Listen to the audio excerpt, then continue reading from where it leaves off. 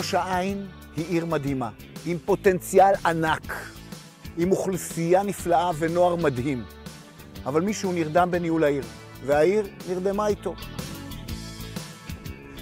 וזה לא שאני מדבר על מהפכות, דברים קטנים, משני חיים. למשל, חיבור הטיילות ושבילי האופניים, פיקוח על הניקיון וחזות המרחב הציבורי, עידוד וטיפוח של המרחבים הפרטיים, טיפול באזורי המסחר והתעסוקה שלנו, וכן, גם טיפוח הכניסות לעיר. לחלוטין, האמינו לי, זה לא בשמיים. זה רק עניין של החלטה וביצוע. זהו, ראש העין היא עיר מדהימה, אבל צריך לדאוג שגם תיראה כך.